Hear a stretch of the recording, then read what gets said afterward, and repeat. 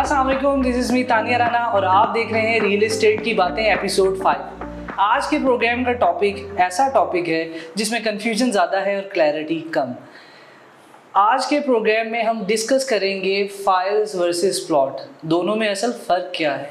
पाकिस्तान की real estate की जब हम बात करें, हर तीसरा इन्वेस्टर किसी ना किसी प्लॉट या फाइल से रिलेटेड प्रोजेक्ट में इंगेज है।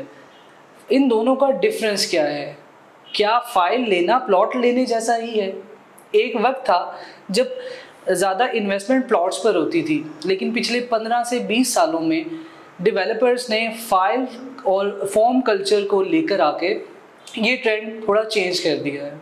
आज रियल इस्टेट की 40% ट्रांजैक्शंस फ़ाइल पर बेस्ड हैं। इन दोनों में फ़र्क क्या है? फ़ाइल के साथ साथ अगर हम प्लॉट की बात करें, बैलेटिंग कैसे होती है, अलॉटमेंट कैसे होती है, कैंसिलेशंस कैसे होती हैं और किस तरीके से फाइल्स माइनस या ऑन पर यानी कि प्रीमियम पर बिकती हैं। प्रोग्राम का बाकायदा आगाज़ करने से पहले मैं तारुफ करवाना चाहूँगी आज हमारे गेस्ट का। हमारे साथ मौजूद हैं रियल इस्टेट के चंद बड़े नाम और चंद एक्सपीरियंस नामों में से एक नाम चौधरी ताहिर मसूद साहब। अगर मैं आपकी बात करूं प्रोफेशनल करियर की, 25 साल से आप रियल इस्टेट से मुंसलिक हैं और आप फेयर डील्स के सीईओ हैं। आप हॉरिजॉन्टल के साथ साथ वर्टिकल जो कंस्ट्रक्शन है उसमें भी इंगेज्ड हैं। और इसके अगर मैं एरिया वाइज बात करूं तो जो लाहौर के सेंट्रल जोन्स हैं, जैसे हम डीएचए की बात करते हैं, जौहर टाउन है, वापडा टाउन है, इंजीनियर्स टाउन है, आप हर जगह अपने प्रोजेक्ट्स पे काम कर रहे हैं और बहुत से प्रोजेक्ट्स डिलीवर कर चुके हैं। इनकी सबसे अच्छी बात जो मैं मेंशन करना चाहूँगी, रियल इस्टेट में आपको बहुत कम लोग ऐसे मिलते हैं जो हाईली क्वालिफाइड है। आपकी एक्सपर्टीज़ ये है कि आपने लॉ भी किया है, आपने पीएचडी भी की है और आप बेसिकली एमबीए हैं। तो सबसे पहले तो सर मैं आपका शुक्रिया अदा करना चाहूँगी कि आज के प्रोग्राम के लिए आपने वक्त दिया। बहुत शुक्रिया सर, प्रोग्राम का आगाज़ करते सबसे पहला क्वेश्चन है मेरा आपसे हमारे व्यूअर्स के लिए, क्योंकि अक्सर फ्रीक्वेंटली आज क्वेश्चंस में होता है कि फ़ाइल और प्लॉट जो है वो डिफरेंट कैसे है, क्या डिफरेंस है इन दोनों में सर? सबसे पहले तो बहुत शुक्रिया जी, आप लोगों ने इनवाइट किया और एक ऐसा टॉपिक जिसका मेरे ख्याल में हर वो बंदा जो कि रियल स्टेट में इन्वेस्ट करना चाहता है उसके लिए ये बहुत ही इन्फॉर्मेटिव है। फ़ाइल और प्लॉट में फ़र्क है। आज से जैसे आपने अपने इंटरव्यू में बताया, कुछ अर्सा पहले लोग प्लॉट्स में इंटरेस्टेड होते थे और हमेशा अपनी जो जमा पूंजी थी वो प्लॉट की सूरत में ही बाय करते थे। अब परचेजिंग पावर ख़त्म हो गई है, लोगों के पास बाइंग पावर ख़त्म हो गई है, तो डेवलपर ने भी उसमें आसानियाँ पैदा की और ऐसे प्लॉट्स जो कि कुछ एडवांस दे के आप ले सकते हैं और उसके बाद फिर आप 2-3 साल की इंस्टॉलमेंट पे ले लेते हैं, तो वो एक ईज़ हो जाता है उस बंदे के लिए जिसके पास बाइंग पावर कम है या उसके पास पैसे नहीं हैं। तो बेसिक फ़र्क ये है कि प्लॉट वो है जिसके ऊपर आप फ़ौरन अपने ख्वाबों की तामीर शुरू कर सकते हैं और फाइल वो है जो आप ख्वाब देखते हैं और उसको पूरा करने के लिए आप मरहूने मेहनत होते हैं डेवलपर के, जो कि 2-3 साल में वो आपका ख्वाब पूरा करता है। तो ये बेसिक फ़र्क ये है कि अगर आपने अपना ख्वाब फ़ौरन पूरा करना है तो प्लॉट की सूरत में हो सकता है, और अगर आपने ख्वाब देखना है और 2-3 साल के बाद उसकी तकमील होनी है तो वो फाइल की सूरत में होती है। सर, आपके इसी जो आपने आंसर दिया, आपने मेंशन किया कि ये जो आपका क्लाइंट है, कस्टमर है, उसके ईज़ के लिए भी स्टार्ट किया कि अफोर्डेबिलिटी बढ़ जाती है, तो फिर फाइल्स में इतना स्कैम क्यों है? और अच्छे बिल्डर, अच्छे डेवलपर के साथ, फाइल डेवलपर की बात मैं कर रही हूँ कि अच्छे डेवलपर को कैसे वेरीफाई करें कि कौन डेवलपर अच्छा है, कौन डिलीवर करेगा, आगे प्लॉट है, ट्रांसपेरेंसी से आपको मिलता है, मतलब रिस्की है या आपको लगता है कि ये सेफ़ इन्वेस्टमेंट हो सकती है अगर हम फाइल में इन्वेस्ट करते हैं? बेसिकली फ़ाइल में जब भी बाइंग करते हैं, हम जो कोई भी चीज़ बाय करने जाते हैं तो सबसे पहले ये देखा जाता है कि वो प्रोडक्ट कैसी है। इवन आप छोटी से छोटी भी चीज़ लेते हैं तो आप ब्रांड में जाकर देखते हैं, लेकिन जब आप अपनी एक कीमती इन्वेस्टमेंट करने जाते हैं तो उस वक्त ये तमाम चीज़ें आप भूल जाते हैं। और इसमें मेरे ख्याल में सबसे ज़्यादा जो इन्हिसार होता है वो उस डीलर का होता है या रियल स्टेट का बंदा है उसका, क्योंकि वो ही is working as a bridge between a customer and a developer. उसका काम है कि वो अमानत समझ के वो मशवरा दे। और पाकिस्तान में हर डेवलपर बुरा नहीं है और हर डेवलपर अच्छा भी नहीं है। कई डेवलपर ऐसे हैं जो कि सिर्फ अपने वेस्टेड इंटरेस्ट की खातिर फाइल्स बेचते हैं, उनके पास जगह भी नहीं होती, तो वो उस ख्वाब को जो मैंने पहले बताया चकनाचूर कर देते हैं। इसलिए जितने भी लोग हैं जो इन्वेस्टमेंट करना चाह रहे हैं अपने 2-3 साल की इंस्टॉलमेंट के ऊपर, उनको जो सबसे पहला स्टेप लेना चाहिए कि उस डेवलपर की क्रेडिबिलिटी को वो जांचना चाहिए। और उसके लिए मैं अपने रियल स्टेट के लोगों को भी ये एडवाइस करूँगा और उनसे रिक्वेस्ट भी करूँगा कि ऐसे डेवलपर के साथ काम करें करें जिसकी क्रेडिबिलिटी अच्छी है, जो डिलीवर करेगा, क्योंकि वो एक ऐसा डिसीजन करवाने जा रहे होते हैं, एक बंदे की अपनी पूरी ज़िंदगी की जमा पूंजी वहाँ पे इन्वेस्ट करने जा रहे होते हैं। तो मेरे ख्याल में इन्वेस्टमेंट वहीं करनी चाहिए जहाँ पे डेवलपर की क्रेडिबिलिटी सबसे पहले जांचें। अगर वो डेवलपर अच्छा है, उसकी प्रीवियस हिस्ट्री अच्छी है, तो फिर आप अपना पैसा उसमें इन्वेस्ट करें। सर नॉर्मली ऐसा होता है कि अगर प्लॉट्स जो हैं जो कि आपकी अप्रूव्ड एनओसी जिसके अगेंस्ट आपका होता है एरिया होता है वो 100 है तो फाइल्स 1000 तक होती है, तो फाइल्स की अलॉटमेंट का प्रोसेस क्या है और इसकी बैलेटिंग कैसे होती है? इसमें मैं आपको दो चीज़ें, क्योंकि ओबियसली हम एक एसोसिएशंस को भी मैं रिप्रेजेंट कर रहा हूँ, इसमें इदारों की बड़ी अहम जिम्मेदारी है। हमारे जितने भी इदारे हैं जो कि प्लानिंग में हैं, जैसे LDA है, आप इस्लामाबाद में हैं तो वहाँ पे उनकी जो CDA है, तो जो भी डेवलपर अपनी फाइल्स को लॉन्च करता है मार्केट में, उसके लिए प्रॉपरली जांच पड़ताल होनी चाहिए, उसके पास ज़मीन कितनी है और वो कितनी फ़ाइलें इशू कर सकता है। हमारा अलमिया इस पाकिस्तान का ये है कि बेसिकली हम ट्रेंड सेटर्स नहीं हैं, हम हमेशा ट्रेंड को फॉलो करते हैं। जो प्लॉट से रियल स्टेट में फाइल्स में शिफ्ट हुआ तो एक दो डेवलपर्स ने काम शुरू किया, फिर तो आने वाले हर डेवलपर ने फाइल की तरफ ही गामजन हो गया, क्योंकि वो ये समझता था कि बैंक से लोन लेगा उसको 12% या 15% पे करना पड़ेगा। वो एक ज़मीन की एक छोटी सी लैंड लेता है और उसके अगेंस्ट हज़ारों की तादाद में फाइल्स मार्केट में लॉन्च कर देता है, और उसको जांचने वाला या उसको कंट्रोल करने वाला कोई अथॉरिटी है ही नहीं। फाइल इस ऐसी सूरत में आगे जांच मार्केट में जानी चाहिए कि एक बंदे के पास लेट से 100 कनाल की जगह है, तो उसमें जो सेलेबल एरिया निकलता है उसके मुताबिक उसको इतनी ही इजाज़त दी जाए कि वो इतनी ही फाइल निकले। इसमें डेवलपर और हमारा जो रियल स्टेट का बंदा है, क्योंकि रियल स्टेट वाला भी वो इससे नहीं पूछता कि भाई आपके पास ज़मीन है या नहीं है। और 90% आजकल के दौर में डेवलपर जो भी अपनी फाइल्स बेच रहा है, ये मैं दावे के साथ कह सकता हूँ कि उसके पास 10% लैंड होती है और 90% वो फाइल हवा में बेचता है। और जब वो हवा में बेचता है तो उसके बाद फिर उसमें लूप होल स्टार्ट हो जाते हैं, उसमें बहुत सी नेगेटिव चीज़ें आनी शुरू हो जाती हैं जो कि बायर के कॉन्फिडेंस को भी शेक करती हैं, और जो हमारे रियल स्टेट में जो अच्छा लोग काम कर रहे हैं उनकी क्रेडिबिलिटी को भी हिट करते हैं।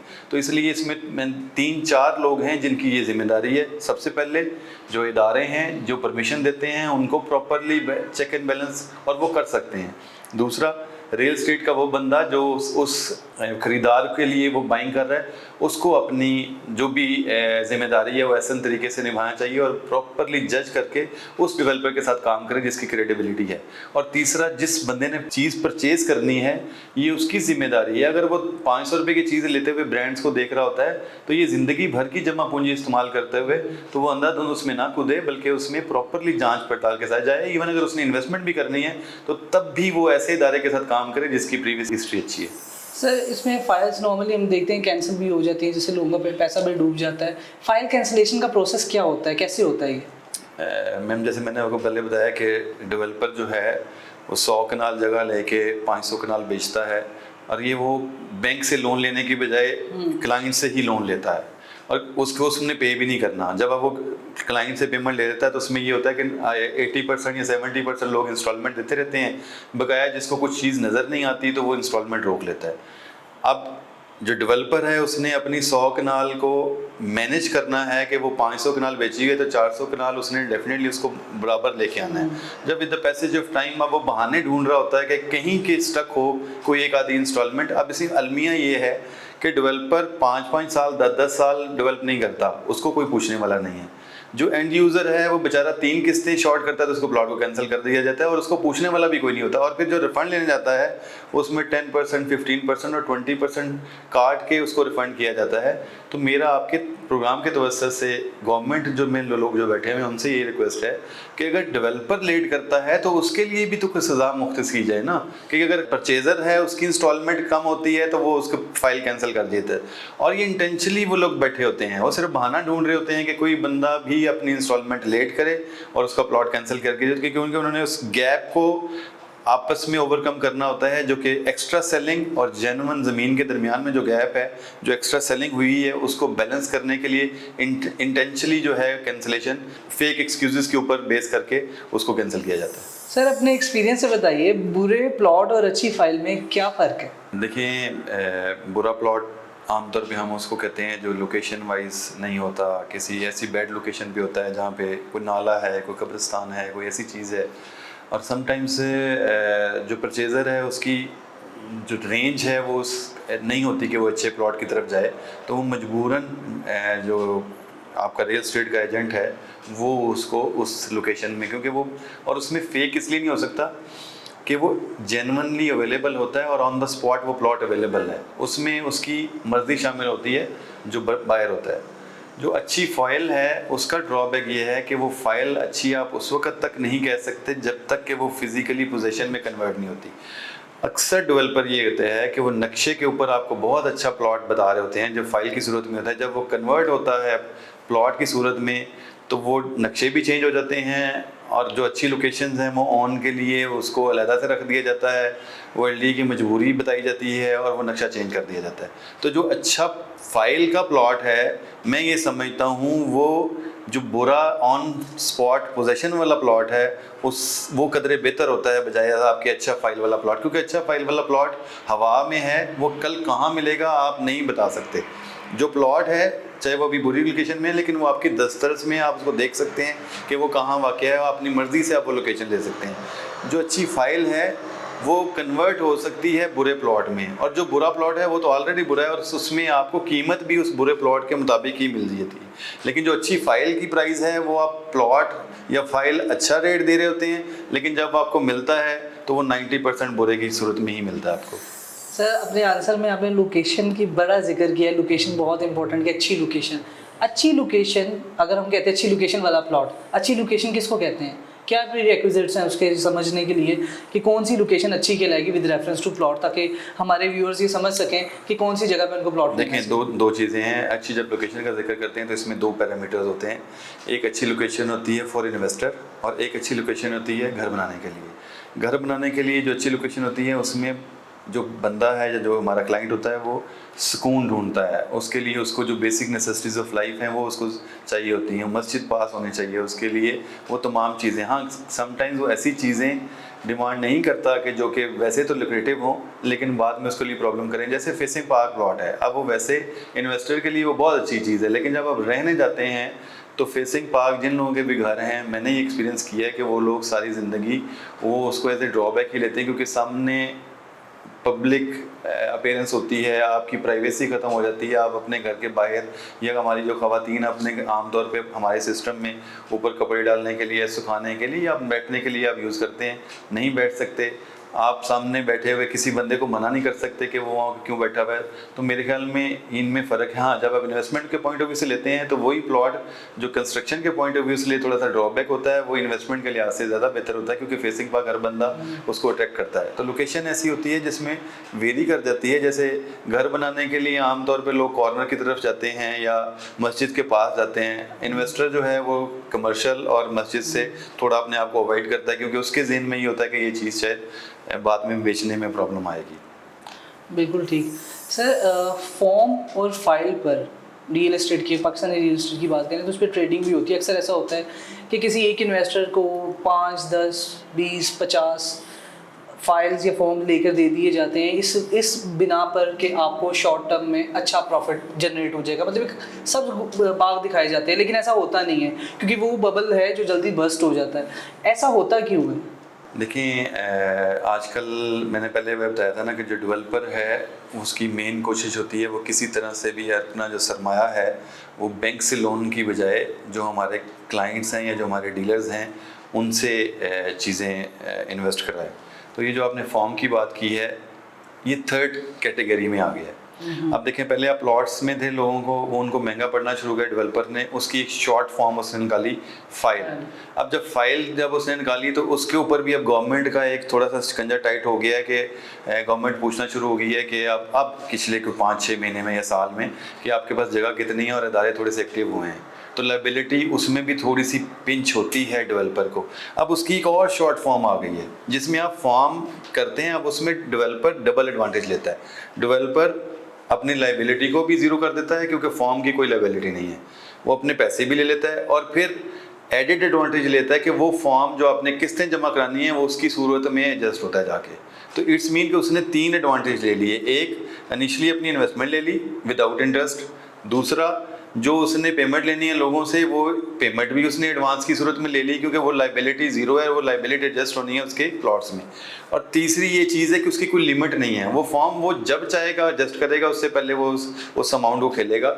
हाँ, उसमें डीलर ये है कि वो, क्योंकि वो होना वो डबल अमाउंट में एडजस्ट होता है, इसलिए वो दरमियान में अपना जो डीलर है, जो वो सट्टेबाज हमारे इस मार्केट में लोग हैं, वो उसको यूज़ करते हैं और क्लाइंट के साथ या जो एंड यूज़र है उसके साथ खेला जाता है।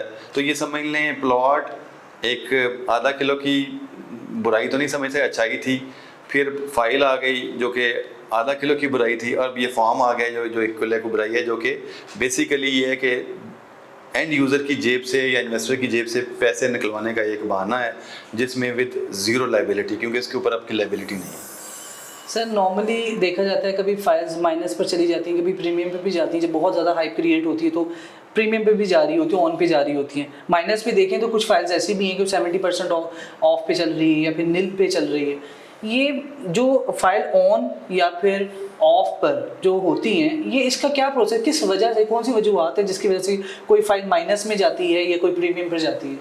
जैसे मैंने आपको पहले बताया ना कि इसका बेसिक जो पेशखाना है वो है एक्सेस सेलिंग और ओरिजिनल जो आपके पास लैंड है उसका।